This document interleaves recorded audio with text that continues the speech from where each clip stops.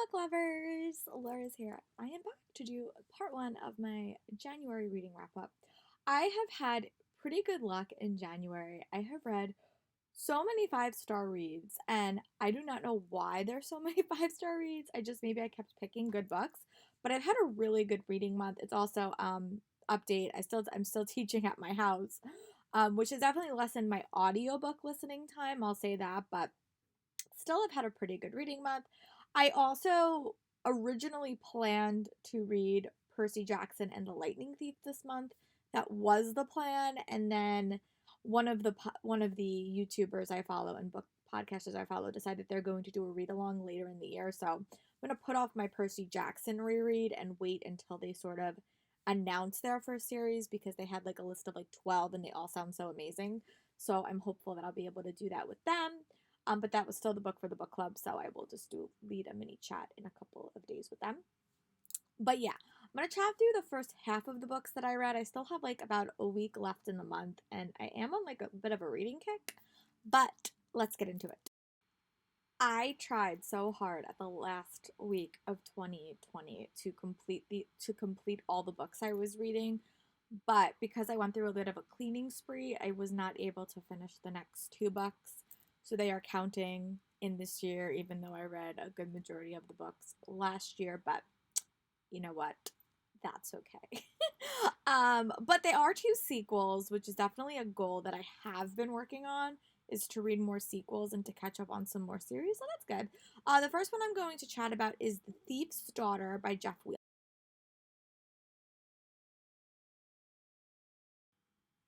To date, this is the only adult fantasy series that I have found that I have adored and like wanted to read more in, which is big for me because I struggled a little bit with adult fantasy this year.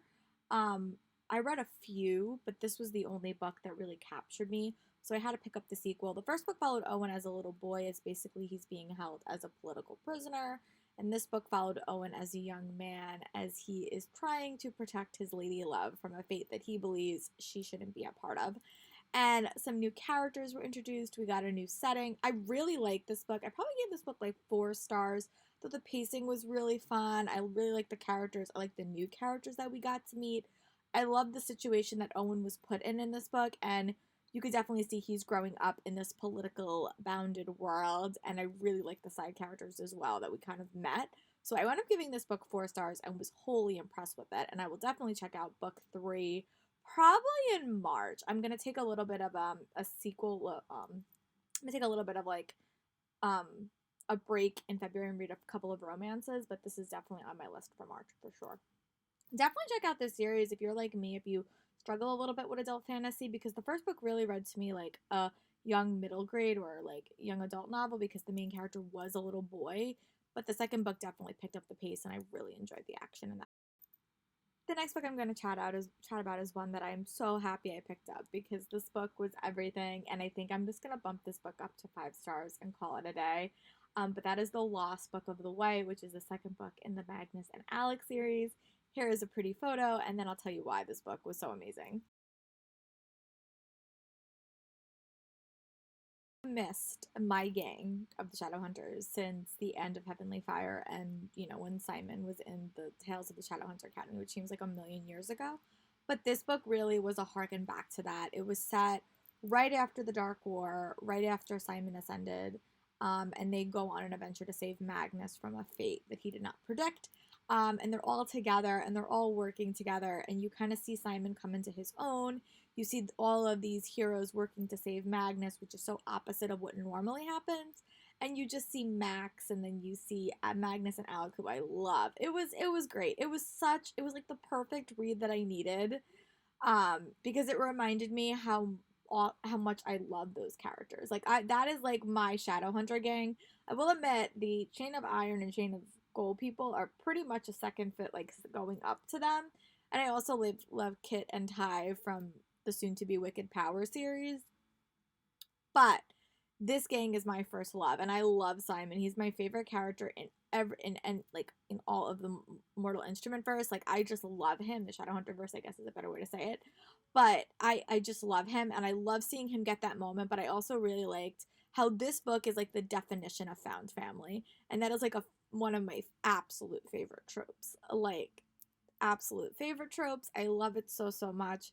And I just really enjoyed it. And I really can't wait to see what happens in book 3. I'm sure it won't feature like Simon and Izzy again and like Clara and Jace, but I'm still really enjoyed the series. It's very, very fun. I think I enjoyed the listening experience to this book a little bit better than my physically reading the first one. So I'm definitely gonna listen to the other books in this series going forward because I really like the narrator. But that was the second book that I read that was a tie over from 2020. And then the next book what I read was my first nonfiction of the read as of yet. I might pick up another one, but I'll talk about that in my other video. But that is Steal Like an Artist, that trilogy. And I'll put a picture here. Middle of last year, I just stopped reading nonfiction because I think that kind of defeats the purpose because the book's trying to teach me something. But I will say that this one is perfect for creativity. Last year I read Big Magic, which I loved. And this one is Steal Like an Artist, and it's actually a bind-up of his 3 smaller books. And I read the audio from Hoopla, so I got to listen to all of them. So it was great. It was really inspiring. It kind of inspired me to take up journaling again. I was going to take up journaling anyway. That had been like a goal for 2021 for myself, but it really had encouraged me to sort of find creativity everywhere and kind of be a little bit more creative in my everyday life. So yeah, I really liked it, and I will definitely check out more creativity books in the future. I have a couple of other ones on my TBR that are not creativity themed, but I do want to still resell my refill my well of creativity, especially because right now that I am a theater teacher, we can't do shows for the foreseeable future. So I feel like I'm getting a little bit like anxious with that. Like I just want to put something up, but we're not allowed. So I think maybe like reading a few more creative art books, maybe like reading a directing book or something like that throughout this year, because I know we're not like putting up a show. That might also inspire me a little bit. So that might be something that I tack on to a couple of my TBRs, and when I get to them I'll talk to you guys about them, but it's more just for my own creativity. And that was sort of what I think his name is Arthur or Austin was saying. He's like, you have to find ways to fulfill your creativity, even if it's unusual ways or ways you don't think would be helpful. But for me, I think reading about directing might actually help me. So that kind of was an idea I got from that book, and if I do that, I'll be sure to take you guys along for the journey. Most of these books do connect back to like the Avengers reading challenge, and what I think I'm gonna do is I think I'm just going to do like a video at the end of like 3 months and kind of tell you guys what board I worked on. So this month I worked on mostly on the Thor board, and at the time of this filming I have finished every prompt except for one. So Kingdom of the Wicked by Carrie Maniscalco was for 2 prompts. It was actually for the TBR and Beyond reading challenge where I had to read their group book, which is this, and it also has to do with a book that deals with depression and grief and also deals with siblings for the Avengers reading challenge. This book I really liked. I sometimes struggle with paranormal romances, like I do. It's just I sometimes struggle with it. Those books always give me Twilight flashbacks, but this book did have some elements that captivated me, and I'm really happy that I picked it up. So you basically follow these 2 girls named Amelia and Victoire. They're twins. They're witches living in Italy. And Italy is not a place for witches. No, no, no, no, no. But something happens when they're super young that kind of sets them on a path of collision with fate and the devil. And in the present, one of the twins is murdered. Amelia's murdered, and Amelia soon. Oh, I'm sorry. Victoire dies. She's murdered, and Amelia spends the rest of the book trying to figure out what happened to her sister, and she kind of gets sucked up with the Princes of Hell in it. I will admit this book was super fast paced. Like it happened in like the span of like a week and a half. And I like the characters, but I felt like because everything was happening so fast, it was hard for me to feel emotionally invested in the events. I thought that there was some like trickery, like the book, like some of the plot points just happened too quickly or too easily. But again, she is a witch, so I guess you have to kind of suspend your disbelief. But I love the grandmother as a side character. I really love that the parents did have a role in this book. You rarely see that in YA novels. The parents often are like gone or dead, but I did like that. And I'm intrigued to see what happens with book 2. Like book one ended off on quite a cliffhanger. It did have some, reminded me a little bit of like the Percy Jackson elements, like the gods and the devils and stuff like that. But I liked it. I wound up giving it 4 stars, and I will definitely check out book two because it's coming out this year. But I liked it. I really like the twin elements. I've said this before. I love twin characters, like twins as characters. But yeah, I wound up liking this one. I wound up giving it 4 stars. I do still need to finish her first series, but I'm so close. I only have one book left, and I normally save those for Halloween, and I'll probably save this one for Halloween next year as well, for the second book anyway. The next book that I tackled was the third book in the Van Beeker series. This is a middle grade series that I thoroughly enjoy, and this book was called Van Beeker's Lost and Found.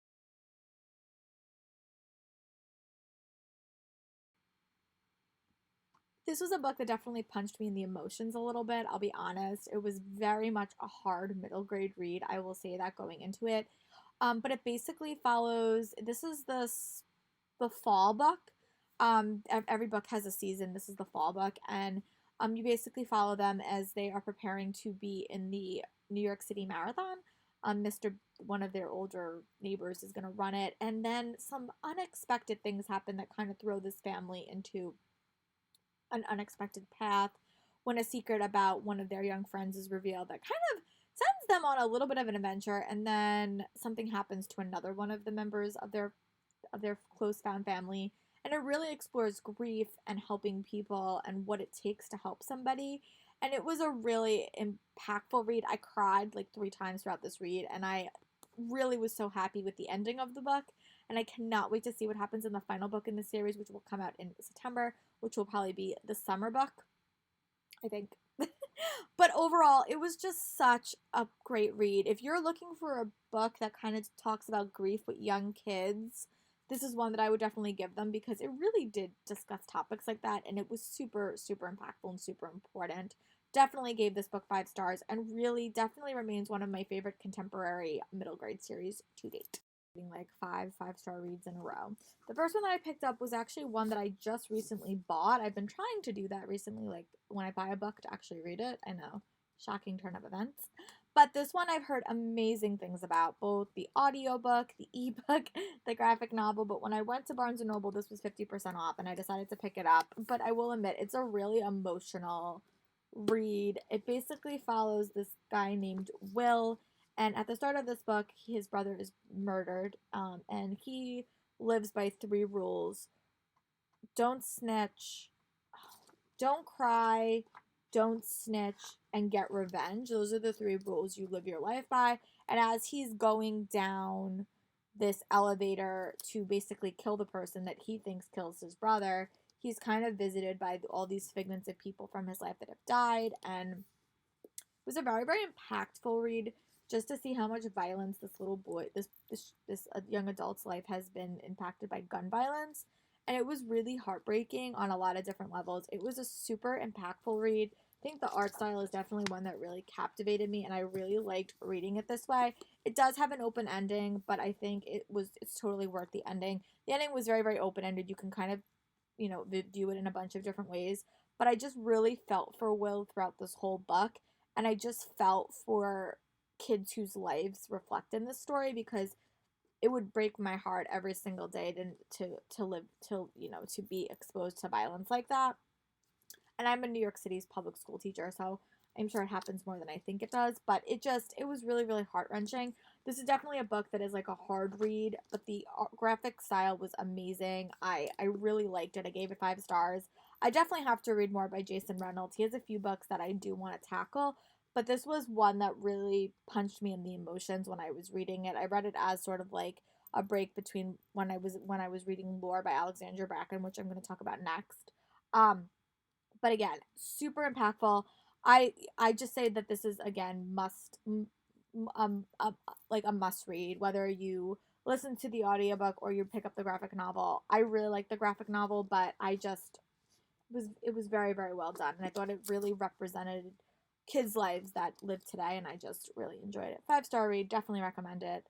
And I'll probably be passing this on to my students whenever I'm able to, hope in the next couple of years when I'm able to give them books. The next book I'm going to chat about is another 5-star read, and that is Lore by Alexandra Bracken. I actually, by the end of this month, I'll probably have 3 copies of this book.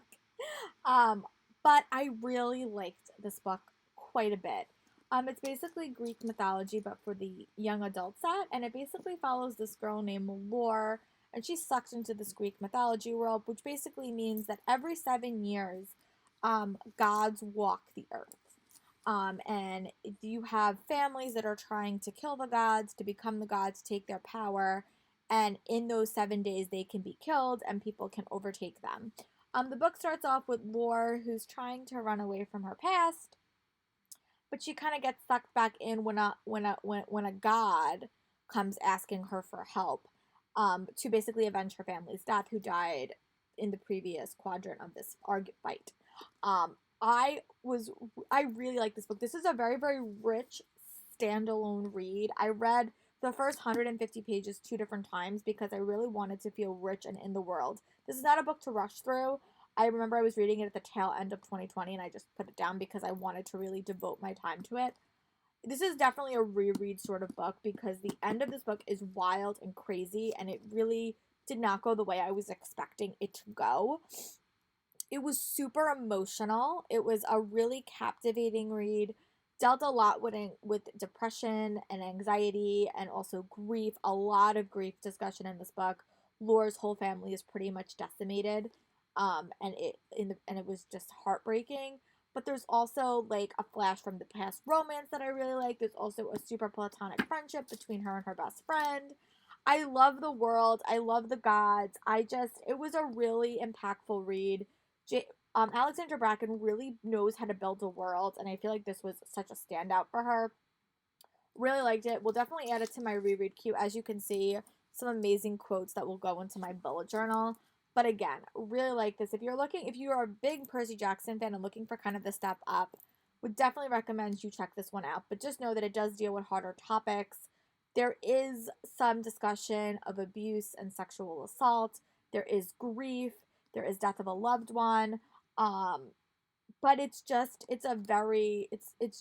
definitely one of my favorite reads of the month by far, and it will probably make my top reads of the year list because she really crafted a book that I just adored, and with a standalone that's a little bit challenging, but I think she did a really really really really good job.